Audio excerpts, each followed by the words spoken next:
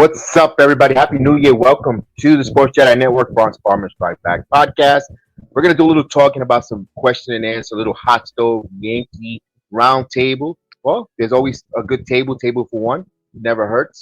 Salute to everyone here. Hopefully, we have a table for two in the near future. But what's up, everybody? Hope everyone's doing well. Hope everyone's doing good. It's a new year, of course, 2025 with the New York Yankees. We got Ethan is joining us. Thank you, Ethan. Salute to you. Yo, what's going on, Ethan? Out there across the pond in England. Thank you for joining us this afternoon. We'll talk some Yankee baseball with a lot of news, a lot of speculation, a lot of rumors with the New York Yankees and the San Diego Padres. None other than Luis Ariz. Luis Ariz is being rumored for the Yankees in talks for in a bill that the Yankees could need, and I told you that 2 years ago. 2 years ago, I've told you so many times when he was a Marlin, the Yankees needed a third baseman. They needed a third baseman. They could who could transition to third and second base. Where Gleyber Torres, where listen, a lot of you Yankee fans like no.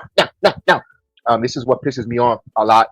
Sorry to sound a little negative, but this is what pissed me off with the Yankee when I proposed that deal with before the Marlins to possibly go after, and even if you had to give up a Gleyber Torres for Luis Ariz, because that's the kind of player that the Yankees needed when he was with the Marlins before he even went to the San Diego Padres. Was that Luis Ariz is that contact hitter who doesn't strike out, put bat on the ball.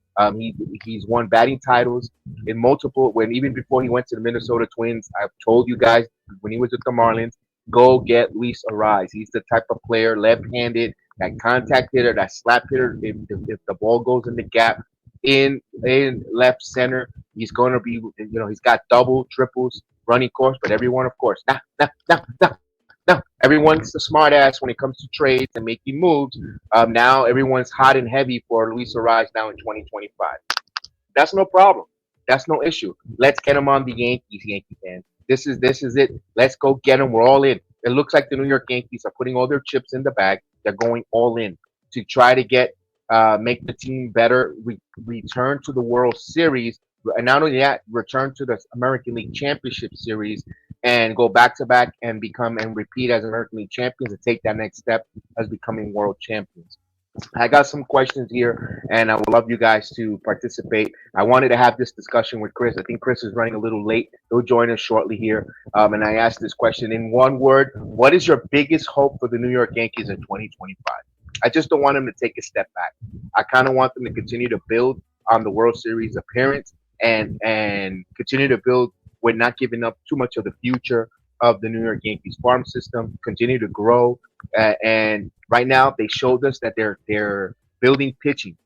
The Yankees right now have a really strong pitching. They're basing everything with pitching, and you see the starting five, you see their bullpen, you see the arms coming out for the New York Yankees again. But with I said it before on another stream. I'll re-say it again. When it comes to the Yankees with the pitching, you also have to be strong defensively. You got to have a strong defense up the middle, and you have to make sure that you could catch the baseball. Now, they did a good job. Bellinger, center field, excellent. Hope has won a Gold Glove before. Now, the question is, if you get Luis Ariz, does he play third and you move Chisholm as his natural position to second base? You're making the infield stronger. Also, you've got Goldschmidt, who's a former MVP candidate, possibly a Gold Glover at first base. You have a solid infield, of course, with Austin Wells behind the plate. Then you have some backup catcher, whoever that is. No. We made the trade. But I know when is Padres versus the Yankees? I got to look at the schedule, Ethan. I don't have the New York Yankees 2025 schedule. I wasn't anticipating. I'll get that for you if Chris joins me. That I have a minute to veer and search while he gives his take. I could find that. But if I'm flying solo currently right now, which it looks like, then I won't be able to get and open up that browser. I want to keep the show flowing and moving, but I'll definitely have that for you. Or if anyone in the chat who's could easily Google it, look it up, and let us know when the Yankees take on the Padres, and let Ethan know so when that matchup is there. But it'll be interesting to see for Luis Ariz if he becomes a New York Yankee.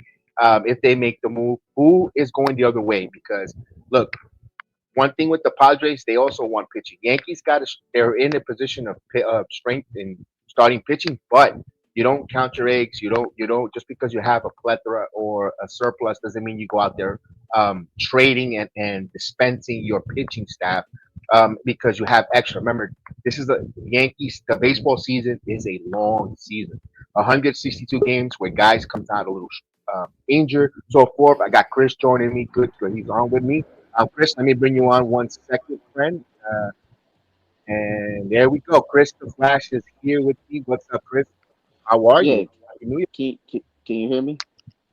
Excellent, loud and clear. Okay. My bad, y'all. I had technical difficulties.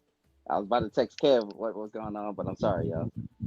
No, you're good. You're good. So we got Chris joining us here. We were talking about first before we even get to this question that I have posted in front of us. I was talking about the possibility and the rumors are out there. Luis Rise, New York Yankees have engaged in some talks and some conversation for Luis Rise.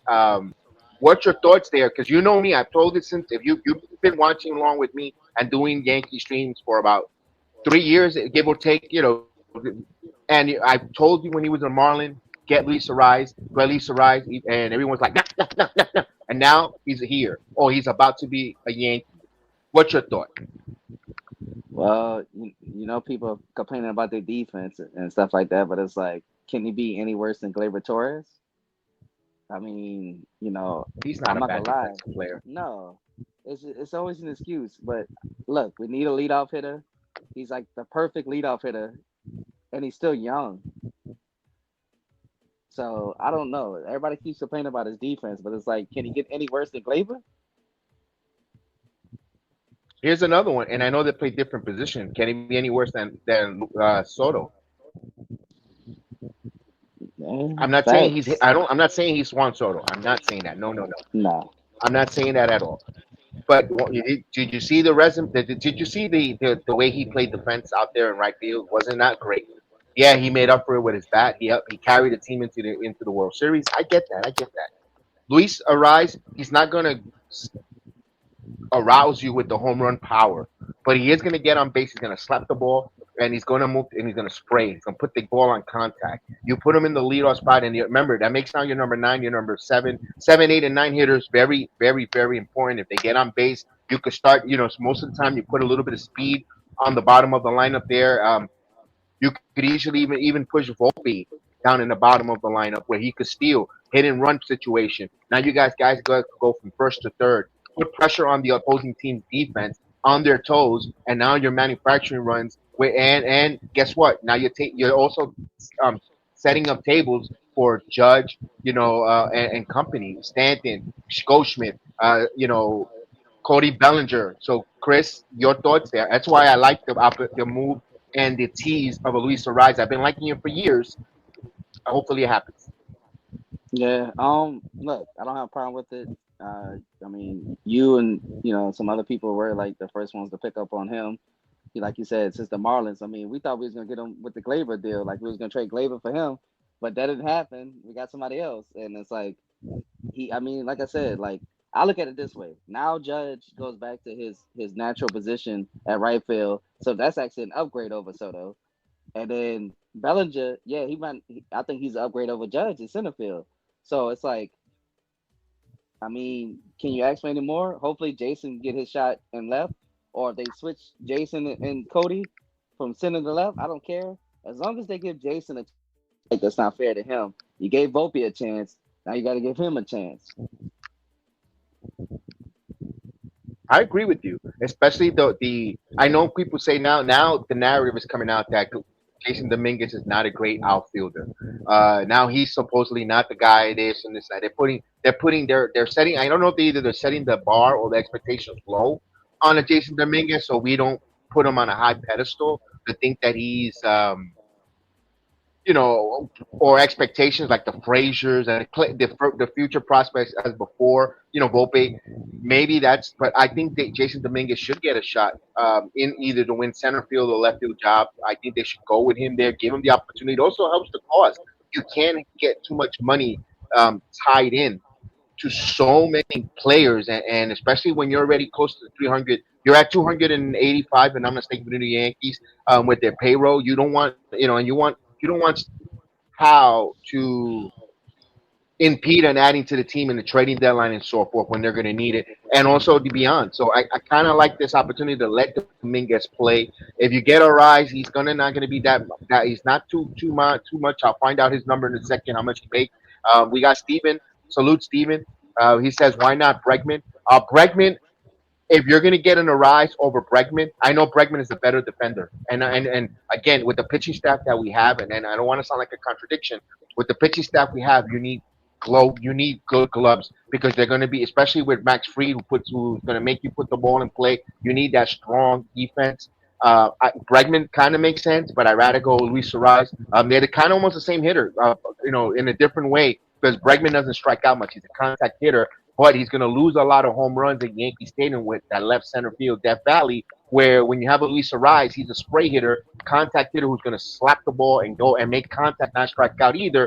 And especially if he gets some balls in the gap left center field, they're going to be now extra bases. And if he happens to get one and pull it and it goes over the fence, he hits a home run, Chris.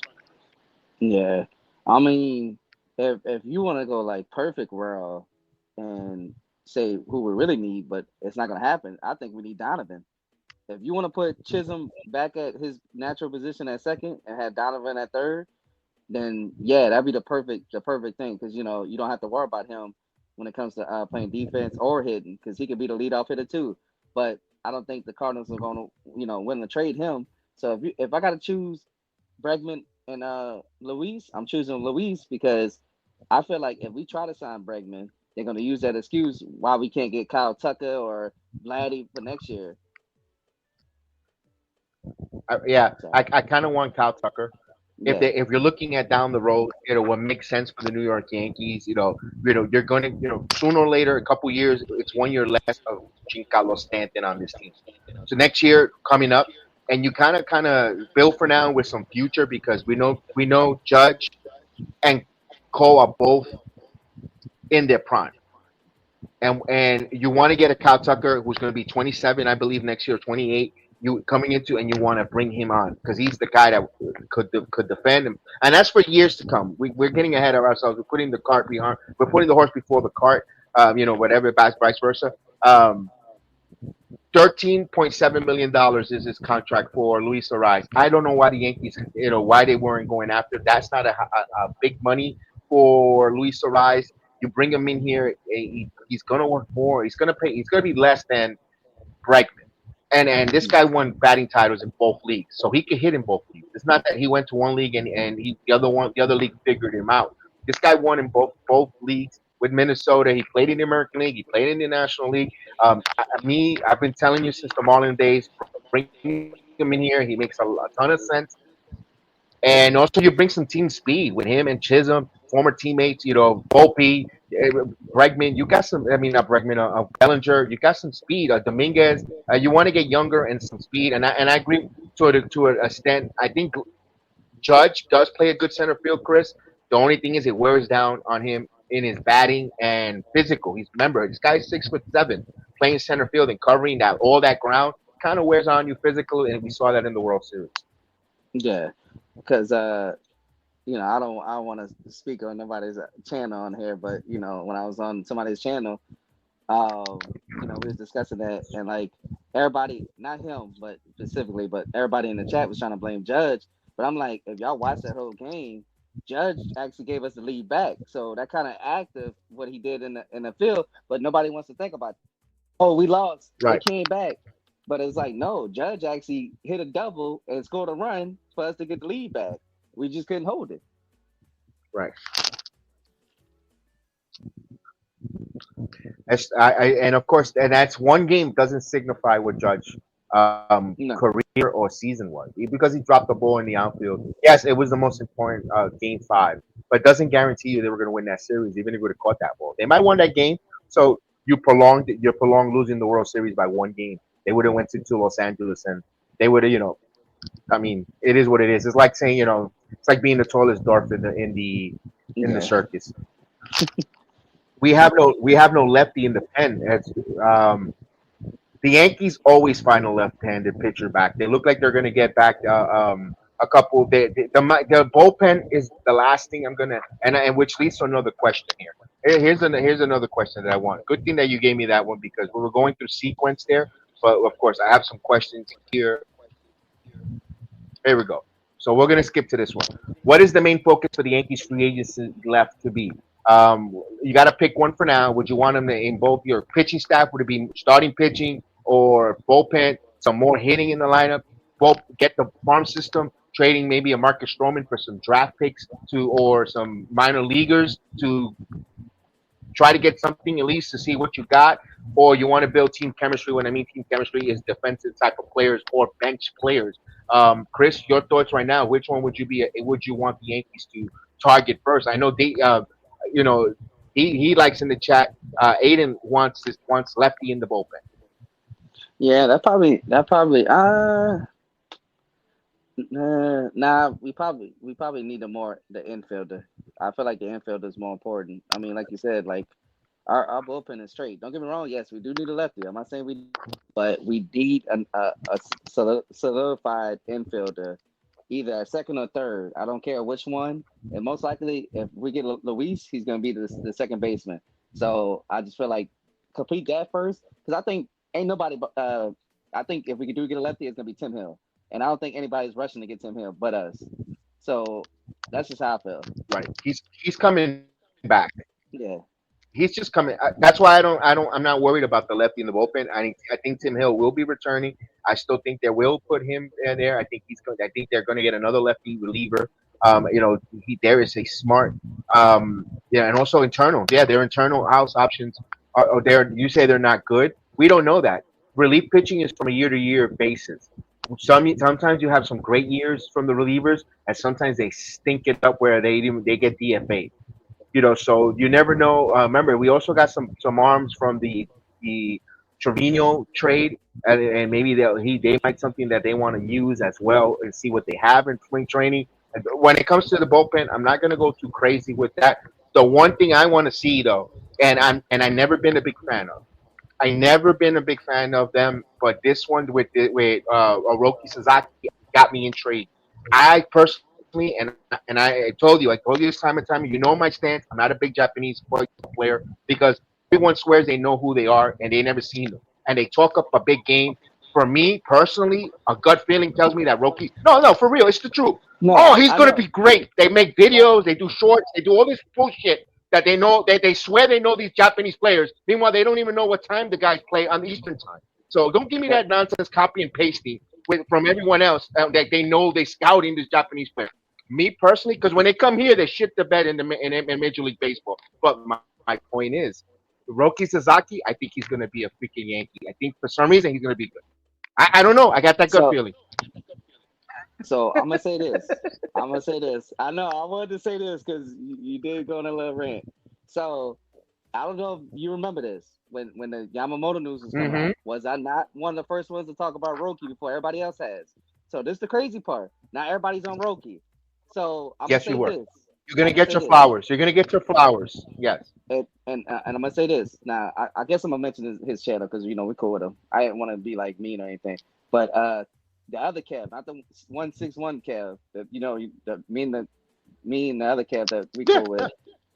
Um, so I even said this when he comes to the majors, he's not coming as a starter, y'all. He's coming out the bullpen because he has to work Thank you. his innings. Thank you. That's all I'm saying. Thank you.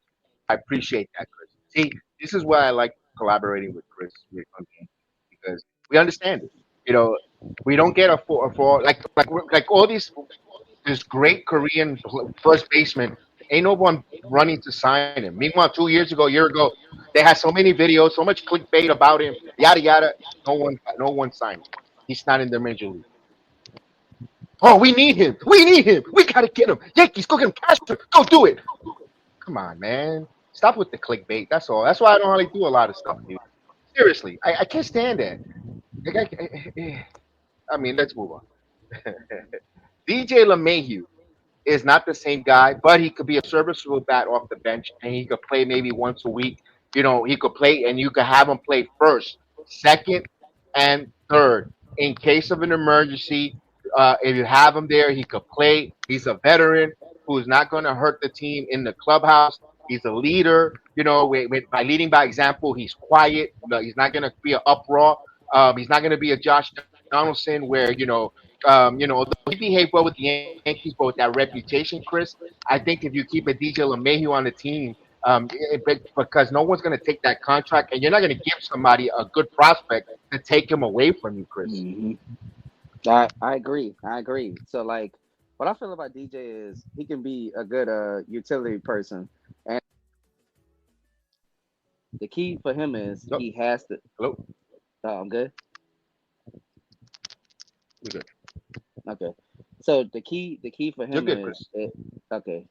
So like he has to stay healthy. If he can stay healthy, I'm not looking for DJ to be the machine. Like he don't have to hit 340, 350.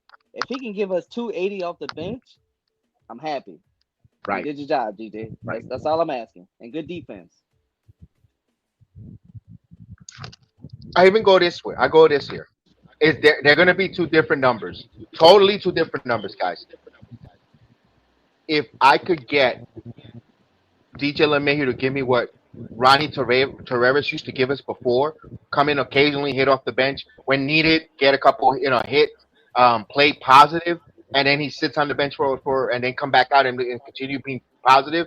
When he's needed, he's gonna produce in a positive way, even if it's manufacturing runs, putting the ball on play, not striking out, all that stuff. I'll take it. And understand that DJ LeMahieu is not gonna run like a Ronnie Torres, who could run and like a big toe. But if he provides that kind of positivity off the bench, and when you look at it, man, he's batting almost like you said, 285, almost maybe 301, but it's on a very short sample. I sign up for it right now here. When they play him, he's productive, but you're not gonna play him too much because the more you put him out there, the more injury he can be, or the more exposed he gets. I'm more for that at his age for DJ LeMahieu. I definitely will sign up for that. Yeah, I agree. I agree. He wants Jazz back to second. Yeah, that's me perfect. That's the way I want it.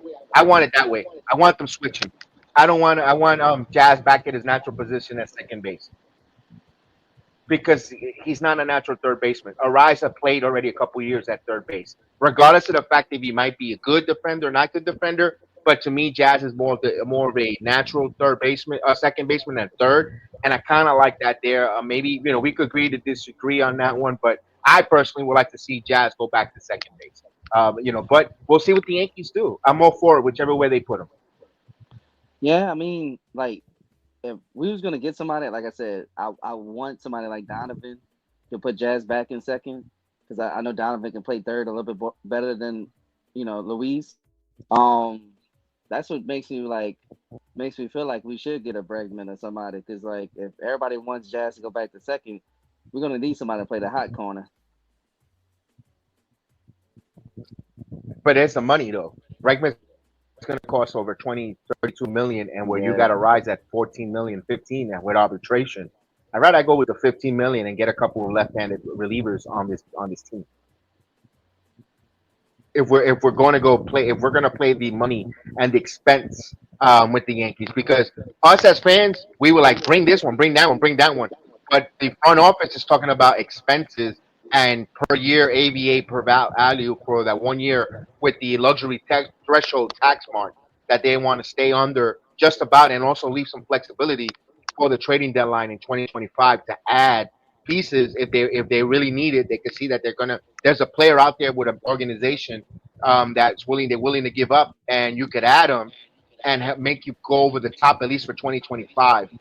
And they want to give that cushion for the New York Yankees to add that player. So I think that's the way they're going to operate.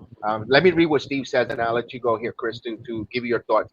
Biggest Yankees offensive mistake was not getting Harper. They would have won a championship with him. But we saw that. But for that 1 year, Juan Soto, I think would have done much better than any year that Harper would have had with the New York Yankees.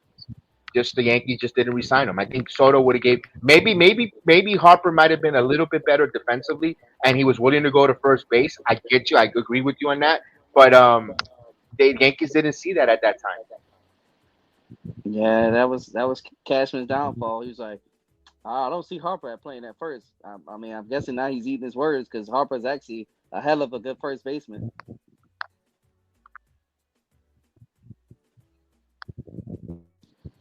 But was it Harp, was it Cashman, or was it the Yankee front office budget wise that said no? We would never know that answer to that question. We would No, never know that. But it's good to ask that. and then I'm trying to think what we was talking about before that. I'm trying to think, Kev. My bad, because I'm We, trying to think. we were talking no Oh, so like, we were talking about the third base. so yeah. I mean, like that's just like if we talking about Harper, like we should have signed one of those shortstops, and maybe we could have traded Volpe for something. I mean, let me ask this now. Let's go to revisionist history. Let's go to a little bit of go back to revisionist history. Seeing what we've seen with Luis Castillo in Seattle. Now look, he's on the trading block. Possibly, I wouldn't be surprised if the Mets scoop him up or bring him in here. Would have been, and seeing what we've seen from Anthony Volpe. Was that a wise move to move Volpe for Luis Castillo? I don't know, because then it brings the question: we would have signed Carlos Rodon, and probably not. I don't know if we would have. We probably would have still signed Max Fried, but then if we would have traded Volpe, then most likely it probably would have made a trade for. I mean, a signing for one of those shortstops. I would think.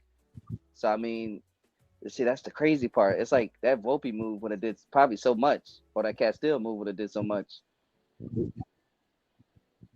It's a lot of what Like, ifs. It's a lot, and yeah, I love to do the Yankee what ifs because one of the biggest what ifs is if the Yankees would have traded Judge at that time. I believe it was Judge and Tyler Austin. I'd be wrong with the parameters of the deal to the White Sox for Chris Sale, and seeing how Chris Sale's career really was with the Red Sox. I understand he was Cy Young Award last year, but just imagine what he came here and what he gave us that performance he gave the Red Sox to the Yankees. And Judge turns out to be the real Aaron Judge that he is now with the Chicago White Sox. What, you know how much of a linchpin the Yankee fans would have really hated Cashman. That's why sometimes we overreact when certain names get thrown out. And I get it. There's been a lot of examples where the Yankees have held on to too many guys that they rot like a piece of fruit. They're good fruit. They're good for you. They're good, but then they stay in the minor league system for too long and they get overripe. Case in point, there's so many players that we could go on with. Um, it's just this game or the game of baseball is so hard to know when to. It's like Texas Hold'em, when to fold them or where to hold them, show them or hold them or fold, and it's hard when it comes to prospects, Chris. And that's the fun part of being a fan, because we all want them to wheel and deal, but the front office got to make these billion-dollar decisions that has to appease us to want to follow and support financially a franchise. And that's a fun part about being a fan, because we want them to make these great moves, but we're putting our hands in other people's pockets. yeah, yeah. I agree on that. Peraza needs to be traded. That's another one that is my turning into that piece of fruit, Aiden. A piece of fruit that had a lot of prospect. Although I always, what I did you remember what I always said about Peraza? Nah. I said he's a quadruple A player. Oh He's a yeah, yeah, great yeah, trip yeah, yeah. minor leaguer. He is not a major league player, in my opinion. And look, he has a and teams are not asking for him. When they call the Yankees, they're not asking for Peraza. The Yankees have not said no, or they. It's not. I don't think he's. I don't think everybody was like Volpe, Peraza over Volpe, like Pope of Sport. And what was one other one that was just rewrite it like a lunatic in the chat. And Peraza is not a major leaguer. He's just not. His skill set is what, yeah, the potential of what he we thought he could bring would excites us, but it wasn't gonna, didn't translate like Tyler Wade. Tyler Wade was so fast as hell, He was like, my God, he's so quick. He was nifty, but didn't translate to the major league. It just didn't translate. Yeah, and I think that's Peraza. I don't think it translates.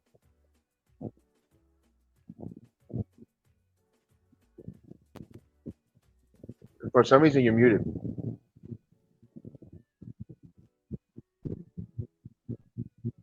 I can't hear you, Chris. Chris, no, your mic is out for a minute. Teams want Spencer Jones, and I want a good trade for Jones. Spencer Jones is another one. Now I hear you. I can hear you now. Maybe your battery is dying, Chris. All right, you can hear me now. Yes. And Okay. Aiden asked this good one. Teams want Spencer Jones. I want a good trade for Spencer Jones. Does Spencer Jones even make the Yankees? See, that's another that's another person. Like if you're gonna give Dominguez a chance, and then we talking about getting Kyle Tucker, it's like, do we really need Spencer Jones?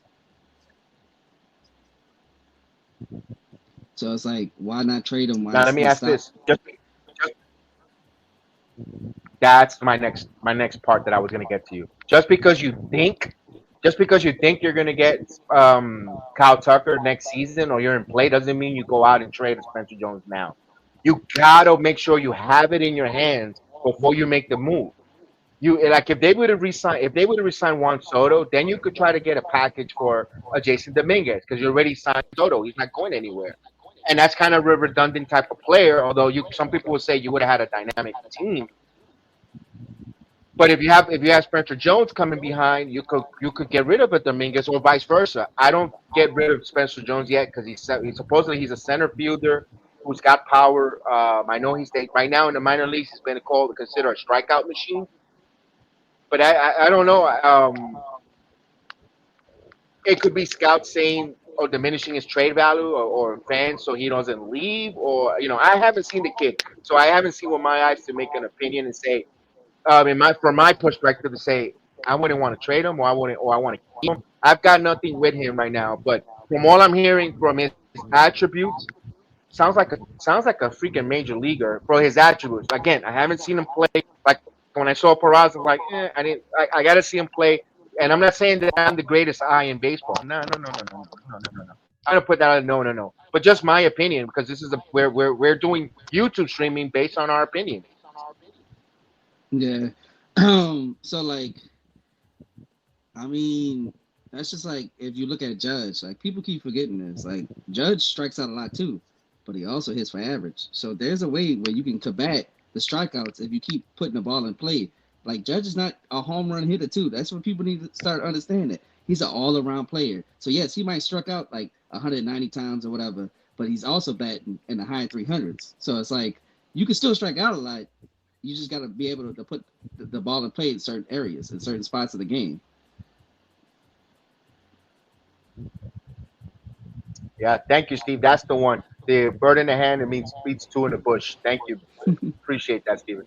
I knew I was something like that, but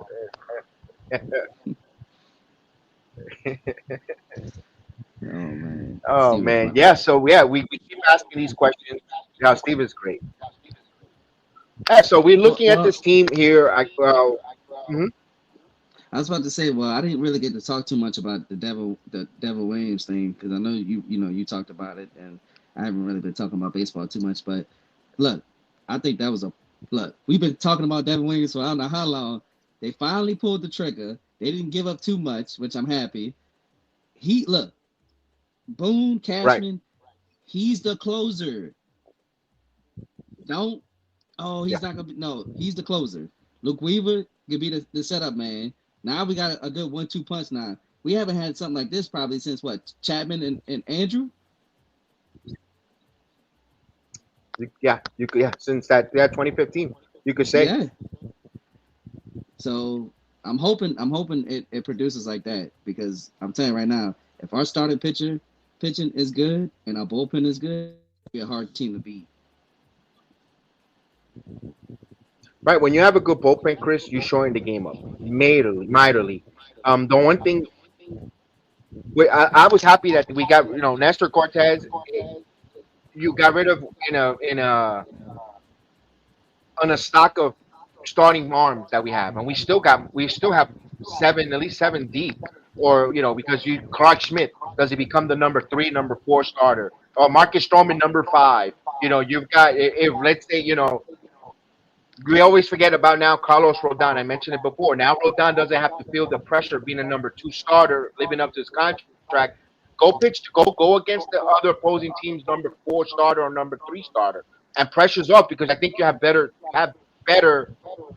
stuff than a lot of Major League Baseball teams number three, number four starters. So you're gonna have an opportunity to dominate pitching wise against other teams number three, number four starters, and you go forward, so on. That ripple effect. And if guys gotta miss a start, you could always plug someone in, and that's why that Rokas Sasaki is a big one. If they bring him here, he could go to the minor league system, get acclimated, get American pitching, gripping the American baseball, and the first starter that goes down or needed, he could be called up and get part of there and become a short reliever or become a spot starter for him, and he doesn't have that pressure on him to live up to coming over from Japan and living up to if he would go to let's say the Dodgers or the Padres or an organization that needs him to come in from day one and be a major league pitcher where he could work himself up there. And I think the same thing if he goes to the Dodgers.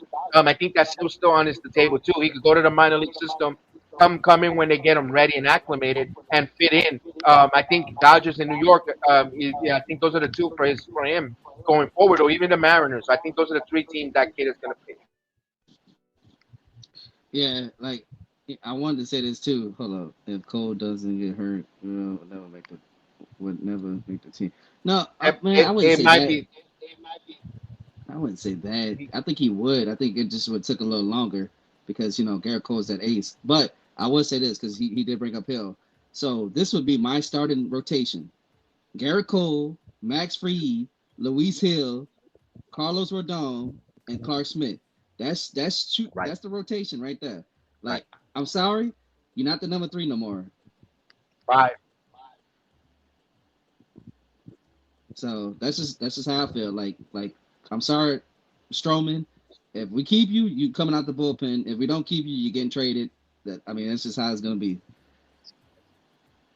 No, that's why I think if there's a move, Stroman will be included in one of these moves for maybe a left-handed reliever that we're not seeing right now that out there for that a team might want to get rid of, and Stroman goes over there for the final year of his contract and so forth. Maybe we pick up a prospect, or even Stroman if they let's say they do sign Rokas, they could probably make a trade where they'll drive Marcus Stroman to go for minor leaguer, for triple A or double A, and the Yankees will pay maybe 60 cents on the dollar, maybe that for him to go to another team and pitch somewhere else while they'll take that minor league prospect. And also now you could slide him as your number six starter in case of an emergency going forward. So the Yankees can make all these type of maneuverability, or a pitcher that we're not even thinking about that can't find a home coming off of maybe a year off of a year fully recover of a Tommy John and bring him in here like a project, and he be in the minor league system where he's a proven commodity, and if they need him, they get lightning in a bottle. I know he signed back with the Guardians, but I'm gonna use an example like if Shane Beaver, who's coming off of Tommy John, was a free agent, and they would have signed him just to have him in the system and a part of the 40-man roster, and then he just turns it on, and late in the year he comes on. Now you add him as a spot starter, and then you got something lightning about. I can see the Yankees doing. Those are the kind of moves Cashman do under the radar that always ends up helping the New York Yankees season after season. I'm not gonna lie, Kev, and I brought this name up too, and I think you did too. But when I heard that we trade for a Reds reliever, the first person I was thinking about, because they said he's open to be traded, was Diaz, and I was like, hold up, because I didn't hear the name yet. I said, oh shit, did the Yankees really pull that move off to get Diaz out of that bullpen for the Reds? And that's what I really want, because yes, he might not be like command might be an issue for him, but I think with Matt Blake and his expertise when it comes, he would be perfect coming out the seventh inning. We said it before. I know you said it. You wanted to see Alexis Diaz with the Yankees. Here's the one thing I would love that too. I agree with you, but I don't think it's going to happen because now Terry No, Francona has taken over that franchise, yeah, has taken over that team. where Terry Francona, when he goes there, he's a culture builder, a team reviver with the Guardians as well with the Phillies. But prior to that, and I think he sees Alexis Diaz. He's got a closer. He's got other players in there. O'Neal Cruz is on that team. Is it O'Neal Cruz there? No, no. O'Neal No, Cruz is in no. Pittsburgh. Ella And Cruz. Ella de la Eli de Cruz. la Cruz. De la Cruz, yes. There's some pieces there. They're building there. You got Trevino. Now he's got a catcher there, a young catcher. Regardless of the fact, they made some good moves there with Terry Francona leadership there, who knows how to make a delicious chicken salad out of chicken scraps. And I think he could do that with a cheap Cincinnati team and get them playing the right way. And I think they're not going to get. You got a closer already, established players there on the team control. I don't know if they'll move them there. I would love them to play for the Yankees, close for the Yankees. We got Devin Williams, so I don't know. I don't know if they want to make that move, Chris. But man, that's a nice one. A what if move. Yeah, I was really hoping. I was like, boy, did we really trade? But then they said, nah, we traded for like what, Fernando something. So I was like, dang, man, Fernando I was Cruz, really I got hoping. them. I got it here. Hold on, let me. Yeah. Yeah, I did that there. There it Oh is. Here's yeah. the Okay. trade that they went down. Jose Trevino for Fernando Cruz and Alex Jackson. So man, I was really hoping, Kev. I was like, I what mean, they pulled? and Because look, the day before they even said it. Like it said, Diaz is open to be traded. So I'm like, and then when this came out, I'm like, hold up, did they really pull that move off? And then when I seen Fernando Cruz, I was like, damn. hey, we got. Don't forget, you also selling short our bullpen with Mm-hmm. Devin Williams, Luke Weaver, Loizaga returns. You know, Loizaga has a lot of great stuff. Well, Loizaga stuff is his availability on lack of too much injury or too many nagging injuries that derails his season at times. Where you're like, damn. And when he's on a roll, something happens to him. For Loizaga is his health issue. If he's healthy for the New York Yankees, they're gonna have a really good strong bullpen. Those three right there, you could make it a 7 inning game with those three there, and of course you want to add some more pieces. Naturally, they're gonna get more pieces in the bullpen for the Yankees there. But let me ask this: I didn't get your thoughts. I didn't get your opinion. At least we didn't share it on live stream. Goldschmidt. I know he's not the first baseman that I think a lot of Yankee fans thought about, or wanted. I know Christian Walker was the better defender. Did you like it? I love it. Well, again, I don't want to make stream, but I did say I don't mind Paul Goldschmidt for 1 year. First of all, he got him on a cheap deal. Second of all, this is the crazy part. People not realizing this. His worst season is better than most people's better season. So it's like I feel like he's got one good year left in him, and I feel like why not take that chance? And his defense not bad neither. It's a Gold So I just Glover. want, yeah, I like people keep saying, oh, his defense.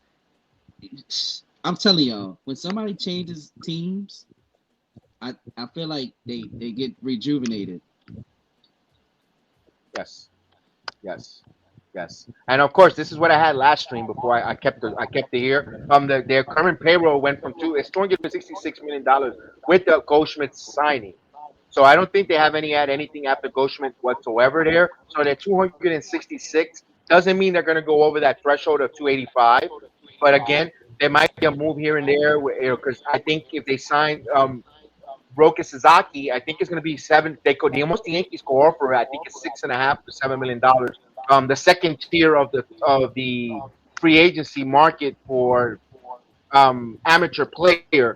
The top, I believe, is 8 million, if I'm not mistaken. Correct me if I'm wrong. And then there's that next tier where the Yankees and the Dodgers both on leaving Keel. Padres is on that top though. Padres has been a favorite for him to go, and Padres could offer him that 8 million, but he's gonna have pressure to want to go in there and be and major league ready from training camp. Right off of spring training. But here's the one thing though, he doesn't have to be their ace because they got Michael King and company there, where he could go in there and become a number three, number four, similar to the way the Mets started off with their acquisition when they had when Kodai Senga came over. He wasn't really their ace, but he worked his way as a Mets ace. If it makes sense. Once Verlander and Degrom was shipped and moved and so forth there, and Max and the other one, I Max forget his Scherzer. stupid name. The one that took Scherzer, him too. Yeah. Well, look, I gotta give you credit, Kev. I mean, you talking about Kodai Singer being the ace for the Mets. Well, it was actually your dude that you liked that was actually the ace for them last year. So, I mean, I don't know. Yeah, I think he looked like the better I, move than I Carlos Rodon. I like Manaya. I told you Manaya had that look. He just needed to get out of Oakland. He just Hmm. needed to get out of Oakland, man. And sometimes when you look, sometimes your environment, you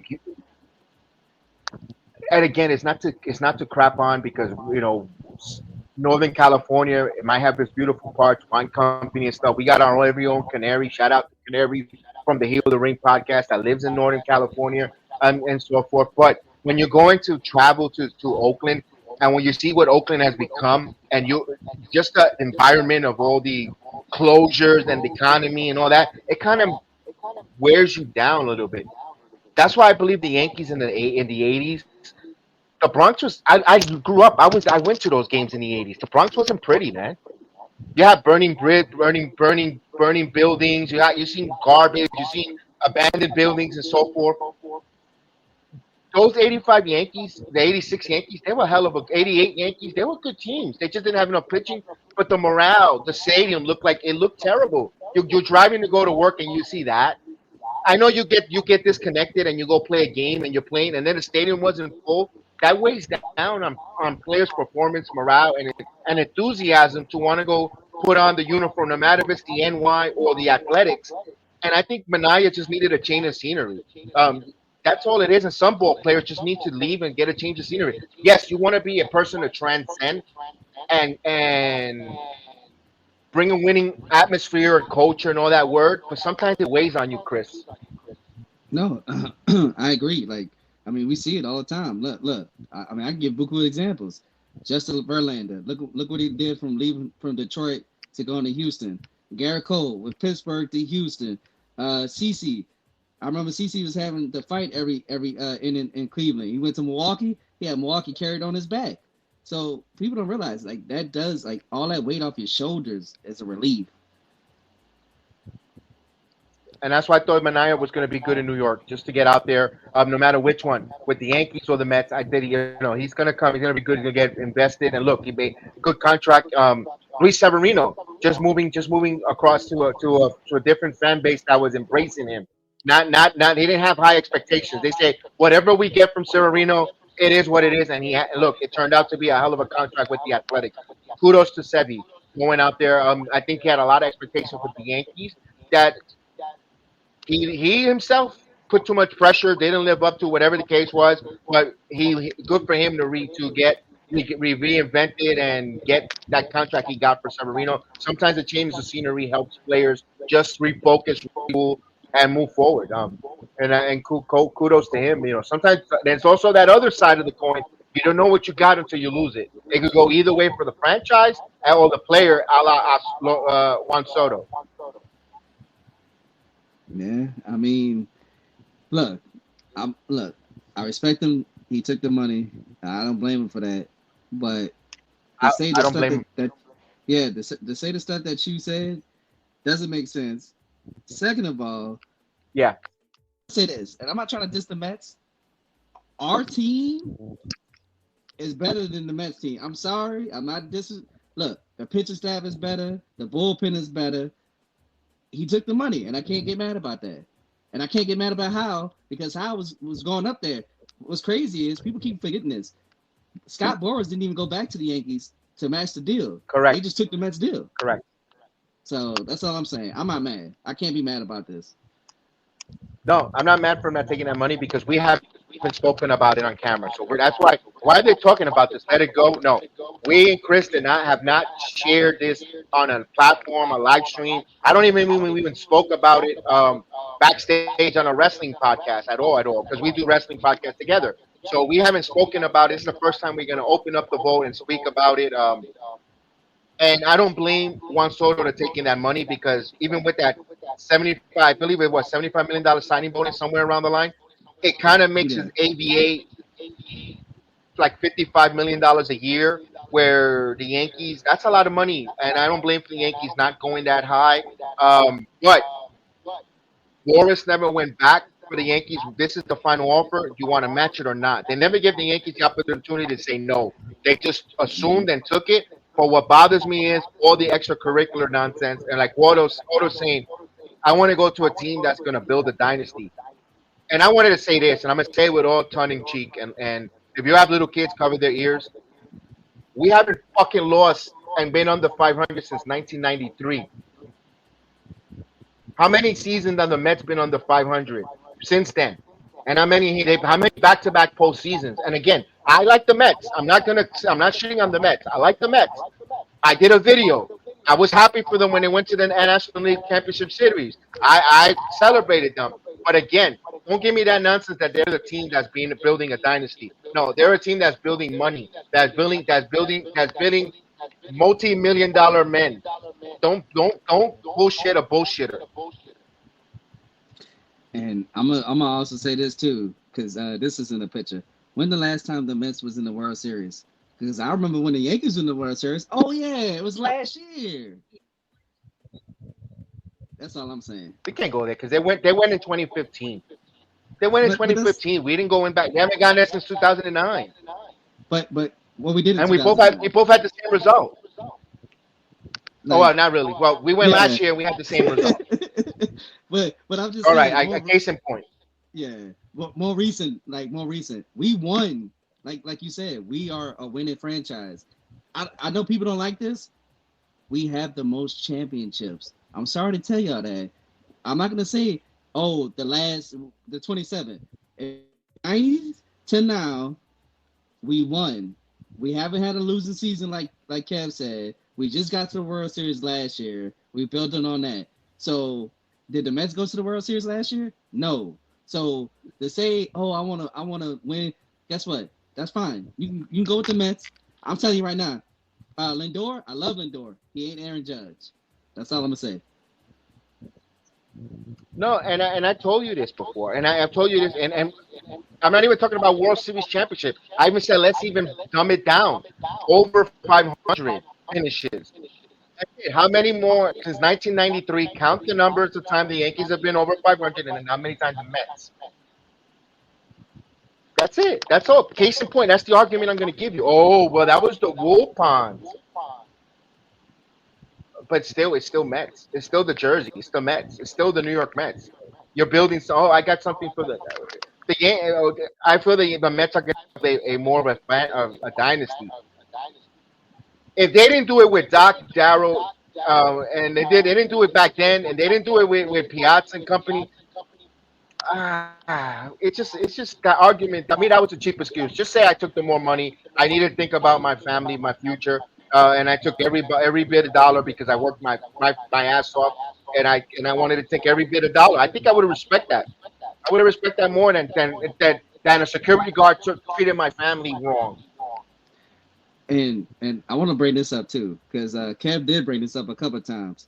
I'm telling you right now, they turned on Javi Baez, they turned on Evan Diaz, until Evan Diaz with the trombone. Before that, they turned on him. They turned on Lindor until Lindor started becoming back to his normal self. I'm telling you right now, you think our fans are bad when it comes to players? Those When, guys. when it comes to when it players, the Mets fans do not treat them well. Kev brought this up before. Hold up, Delgado. I remember Delgado. They was treating Delgado bad. Who? Reyes, Jose Reyes. Like look.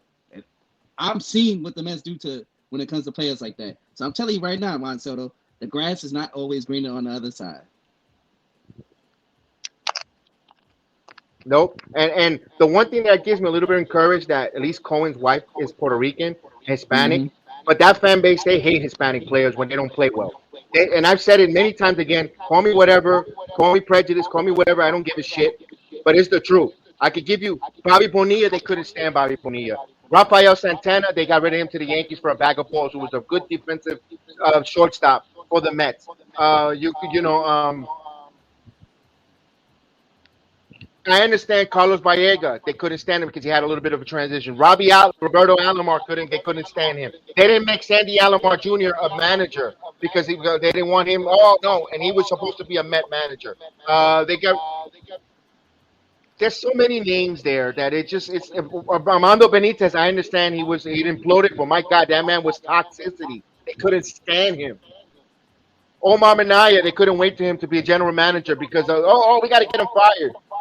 I mean, come on. There's so much proof. Look into that. Look into the way the Met fans and the Met they turn on the Latino players and executives. Yeah.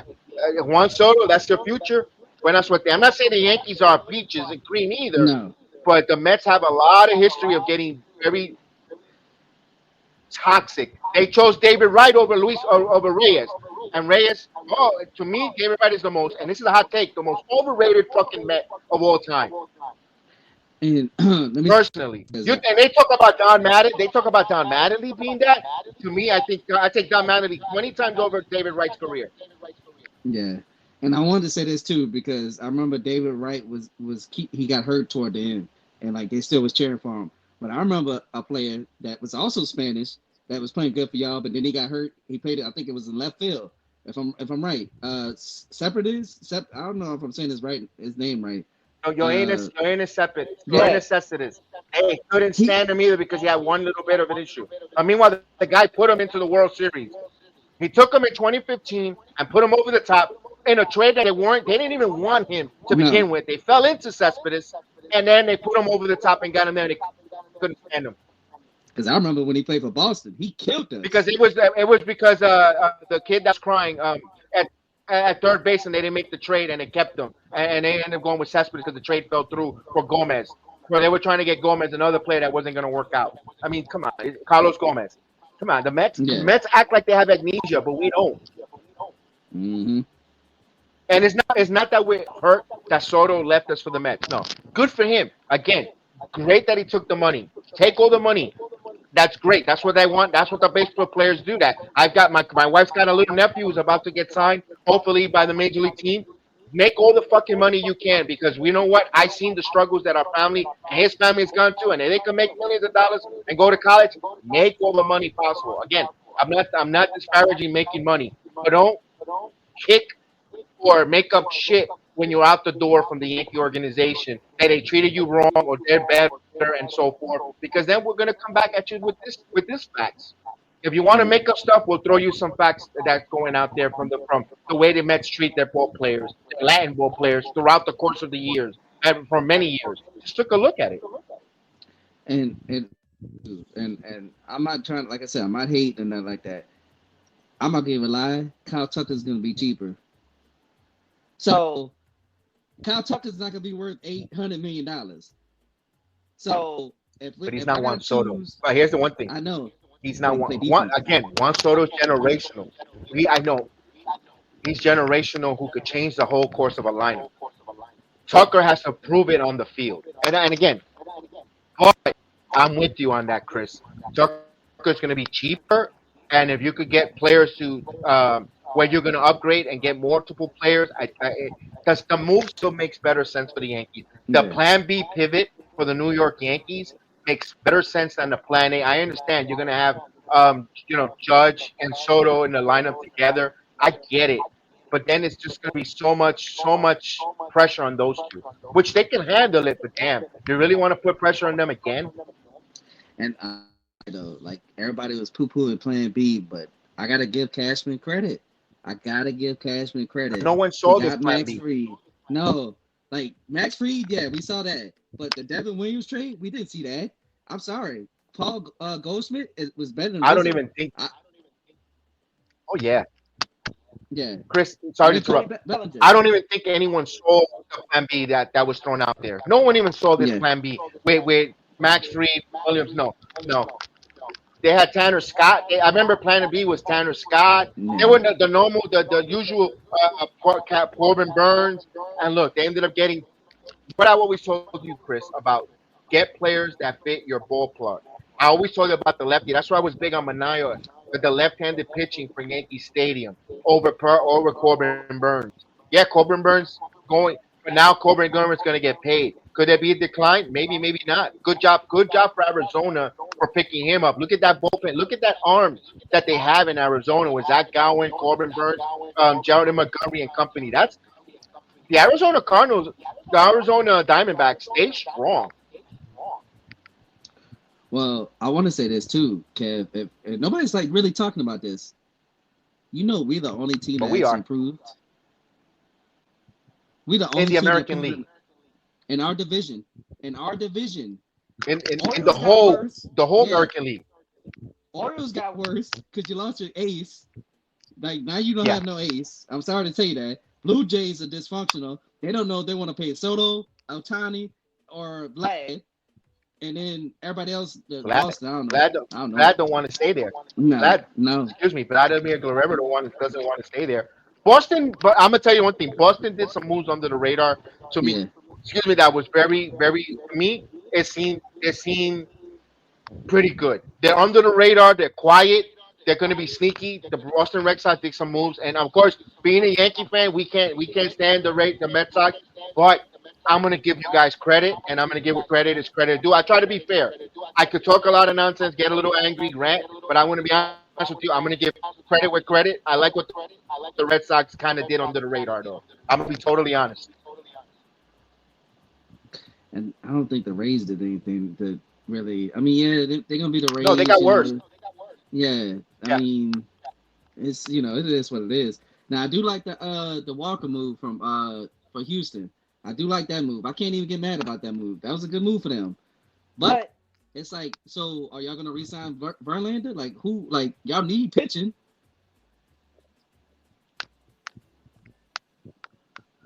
So They've got a farm system though. We've got to get one of these days. We didn't get him here on today because we got to get Heel on. Heel is a Houston Astro fan, so forth. I wanted to keep me and Chris today because I really like to talk to Chris back and forth. I wanted us to get enough time to conversate. But we'll get Heel on. Heel, no offense, we're gonna bring you on today. I wanted to be one on one with Chris, just to have that conversation back and forth with no interruptions, so we don't forget a thought or a point. So for Heel, we're gonna bring you on to talk baseball with us, these roundtables, because you are a Houston, Texas Ranger fan that will give us some your thoughts on your team. We want to hear that, and we also want to hear from other folks who follow other teams. We want to start doing some Yankee or baseball. It doesn't have to be Yankees. Some baseball roundtables, but we want to have at least two more people. And I don't want to convolute it with 6 or 7 because I want to have where we could have a conversation flowing and not wait when we have a point or we don't fall off topic. So that's why we kept it the roundtable for 2 because I wanted to have that back and forth intimate conversation with Chris about the New York Yankees, and then we're going to start expanding maybe the 4 top when it comes to baseball. Of course, we ask you to participate. Give us your feedback. Give us your thoughts. Hey, we're not everyone's cup of coffee, or I'm not everyone's cup of coffee, but I'm somebody's cup of coffee. I might be. Some people might want to caffeinate it or decaffeinate it. It is what it is. But this is the Sports Jedi Network. This is our cup of coffee, our brewing type of coffee that we want to give you. So here, have at it, or your course of tequila, or your course of if you want it straight, or you want it with some mixers. We'll give it to you here on the Sports Jedi Network and Chris the Flash. By the way, before we wrap up, we got about another 10 minutes. I want to give a shout out to Chris doing some phenomenal work. Please check out his channel, Chris the Sports Flash. He has every evening. He'll talk about the situation that's happening with everyday life. Just simple conversation. Um, Go out there if you're up, if you're a night owl, if you're late, and they see his live stream. Go out there and just conversate. Hit the like. Ask questions. A simple question of his, bro, how was your day? I think for him and for us, goes a long way. Just as simple. And I'm gonna lead for example as well. I go in, I listen, I hit the like, but I don't ask them any questions. I listen to the subject, and then I go to sleep because I got to get up early. But the support is there. I ask you guys that listen to us, please support. Go out there, support, help us grow. Because the more you just hit a simple like, it's free. All it is moving the mouse over and hitting it. So like same way for this video, the same with Chris. If you feel daring enough in 2025, subscribe to his channel, subscribe to our channel. It's be a daredevil and hit the subscribe button. I'd say that, Chris. So I had to give you your flowers. You're doing good work there with your content night in, night out. Yeah, I appreciate you, Kev. Like every once in a while, like I tell people in the chat on my channel, like I got brought up by Kev. I gotta give my flowers to Uncle Tats and them. Pete, like some of the people that actually mentioned my channel, and like now it's like I'm starting to move up, y'all. Like I'm almost at 650. I'm doing like a giveaway on my channel once I get to that goal. I do talk about sports. I do talk about sports, y'all. If y'all want to talk about sports, that's fine. But when I do live streaming, like Kev said, I talk about day-to-day stuff. So everything's on limits. Just be respectful to each other. That's all I ask. That's it, plain and simple. It's a place to vent. Look, there's a lot of places that everyone wants to talk about sports and talk about the minutia of pitching the way we did and Grant and all. But here's the chance to just have an everyday conversation, and he wants to have an everyday conversation with everyone. So go ahead, give an everyday conversation to Chris. It's so simple. Maybe people, maybe it could be a internet type of therapy session, and it's not even supposed to be therapy. It's just getting it off your chest, having that conversation with others, and you're not alone going to the same struggles, even because it may look peaches and cream because we're online and hit the like button. We all go through the same issues in different ways, but that's what makes us all a community, and we ask you to be a community with us. I think that's one of the mission statement for Chris's program. I'm talking for you, Chris. Forgive me if I'm stepping on a line with that. But No, the no, interpretations that I hear from you, that's how I feel. That's how I feel that I get from your vibe, from your channel. yeah, like I said, it's nothing like. Well, I'm gonna tell Kevin off stream what's like going on with the certain stuff, but yeah, my channel, like I said, it's nothing but positivity. I don't do all that fake stuff. I don't do all that drama. Talk about people. Now they do have some people in that atmosphere that wants to do all that stuff, but I don't promote that. So like I said, just keep it respectful on my channel. That's it. Just like Kev's channel, be respectful. You can have your take, just be respectful. And we could joke around here. We could throw the jinx, the hijinks, but again, let's be respectful. So, Chris, we'll find out here. This is probably the first of many baseball because it's hot stove. Once we find out news about Roki Sasaki, where's he going, we'll probably come back on and have a conversation, a roundtable. We'll probably bring in Heel. We'll find out what we're going on. We're gonna say goodnight here because I want you guys at 7:30. If you're a wrestling fan, tune into this same channel. We're gonna have Monday Night Raw on Netflix. We're gonna be a special half-hour start because we're going to break in the card. We're going to get ready. We're going to have the Heal the Ring crew joining us. Chris is part of it. We're going to have the Canary. We're going to have the Chef. We're going to have the Terrence. We're going to have Gemma. We're going to have so many different people. Or whoever shows up, we'll do the Heal the Ring. We're going to do wrestling. It's a watch along. We give our reactions, our thoughts, WWE, and all that stuff. And don't forget also in our playback channel, we have now the playback. You can watch the game on stream. Like right now, the way we're talking, you'll be able to see the NBA basketball game. New York Knicks basketball will be live tonight. If you're having issues in the New York area with cable vision where you can't see New York Knicks, come to our playback channel. Just let me know. Hit the link. It's Playback TV, Sports Jedi Network channel. You just gotta write in the chat that you're here. I'll give you a pass, and you get to watch the game. No cost, no money, nothing. All you gotta do is show up to the chat, write in the emoji, and you got a pass. Hopefully, in 2025, the MLB season will be on the playback where we're going to see the Yankees game live while it's happening, while we do the call and the playback and the watch along. If that goes there, we're back at the Yankee watch along full time again. Or if not, we'll do special occasion. We don't know the schedule of the Sports Jedi Network because great and big things are happening behind the scenes that, again, with time will reveal itself. And of course, if we do the playback and they do MLB, by the way, we also got the Heel of the Ring playback TV. Now we got our own. We're gonna start streaming Netflix live for Monday Night Raw. Not this one. In the near future, you're gonna be seeing Monday Night Raw live on the playback. So if you don't have the $8.99 for Netflix, you come to the playback channel, you get to see it with us. So that's in the near future. I can let that cat out of the bag. But with that said, hit the like button to Chris the Flash. Follow us on the Playback TV as well as YouTube, X, on Blue Sky as well. All Sports Jedi Network handles. And we'll see you soon. Chris, say your final goodbyes, and I'll hit the outro. Yeah, I appreciate you having me, Kev. I appreciate everybody that's in the chat. I appreciate what's been going on with my life now. I'm very grateful. Thank y'all so much for the support. Y'all gotta keep supporting Kev. Man, look, I'm not gonna lie. Be honest with you, I've been pushing Kev to do Yankee stuff, y'all, because it wasn't looking too good for the Yankee content. But I'm happy he's doing this again, and like in the near future, like you said, hopefully he could do the playback for the Yankee games, and we can keep this ride going. Indeed, and there you have it right there. Sports Jedi Network Playback TV. Just the membership is free. All you got to do is subscribe to it. You get the notifications wherever you go on. You could even get on your phone as an app, and you get to see the games there. So you get to see the game. Not only just see us, you get to see the game there. That's the big one. YouTube don't let you see the live streaming or the live game behind us, but this does. So with that said, guys, appreciate you guys. May the sports be with you. May the Yankees be with you. We'll see you later for Netflix. So long. Peace out. We talk to